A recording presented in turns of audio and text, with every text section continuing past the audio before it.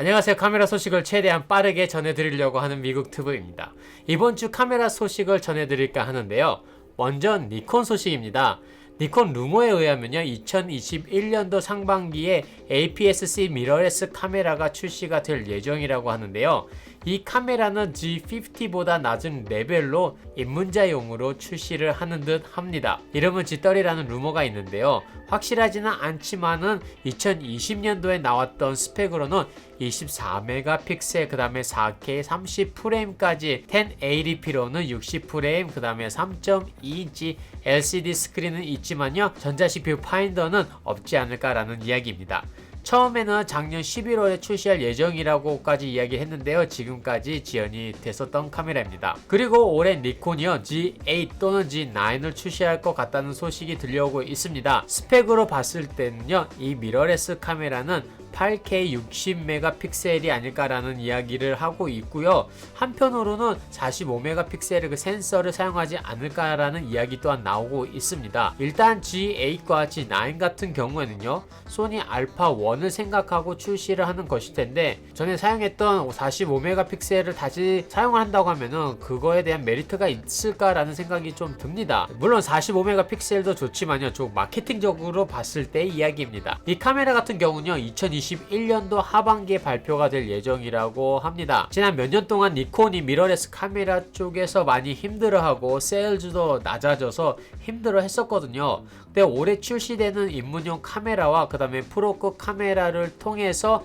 많은 사람들이 구매를 해서 조금 나아졌으면 합니다. 물론 얼마 전에 발표한 니콘 바디 일본 생산 중단이 올해 아니면은 지금부터 출시되는 카메라에게 또한 유저들에게 어떤 영향을 끼칠지 관심 있게 봐야 될 것 같고요. 다음은 캐논 소식입니다. 캐논은 지난 4일에 150밀리언 렌즈 생산을 달성했다고 발표를 하였습니다. RF 렌즈와 그 다음에 EF 렌즈를 통틀어서 1억 5천만 대라고 이야기를 했는데요. 그것을 쫙 놓으면은 그 길이로 따졌을 때 거의 지구 한 바퀴라고 합니다. 캐논은 1990년도 때부터 1000만, 그리고 2014년도에는 1억만 대 돌파를 해서요, 지금은 1억 5천만 대까지 이르렀다고 합니다. 참 대단한 듯 합니다. 그리고 또한 캐논은 의미심장한 이야기를 하였습니다. 작년부터 캐논 엠바디 단종 이야기가 있었는데, 얼마 전에 새로운 브이로그 카메라를 등록을 하면서요, 엠바디가 될 수 있다라는 그런 이야기가 또 나오고 있습니다. 그런데 이번 주에 캐논 엠바디 카메라가 2021년도에 출시가 될 수 있을 것 같다라는 소식이 들렸습니다.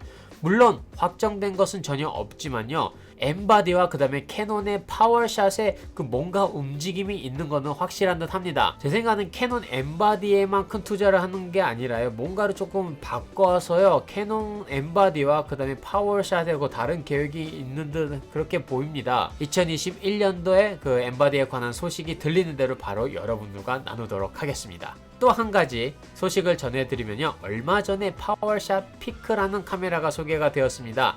생긴 것은 그냥 세큐리티 카메라처럼 생겼지만 얼굴 인식을 통해서 사진을 저절로 찍고요. 사진을 찍을 때 제일 문제가 됐던 거는요, 한 명이 사진을 찍고 그 다음에 그 사람이 들어가기 위해서 또 다른 사람이 또 사진을 찍고 그렇게 했는데, 그런 걱정 없이 사진을 찍을 때 찍는 사람 또한 같이 사진을 담을 수 있도록 자동적으로 사람 얼굴을 인식하고 사진을 찍게 됩니다. 손 떨림 방지까지 있고요, 오토포커스 트래킹 기능에 그 다음에 영상 촬영과 그 앱을 통한 리모트 컨트롤까지 할 수가 있다고 합니다. 스펙으로는요, 12메가픽셀에 렌즈는 19에서 57mm의 2.8부터 5 조리개의 줌렌즈이고, 전자식 손떨림 방지, 그 다음에 워터프루프, 배터리는 한 번 충전에 2.5시간, 그 다음에 마이크로 SD 카드를 사용한다고 합니다.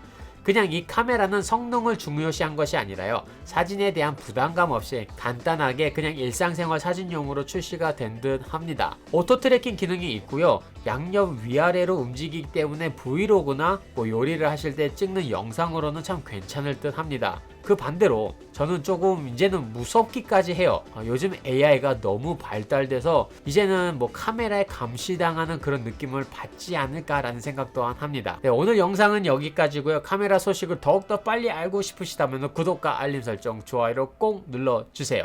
감사합니다.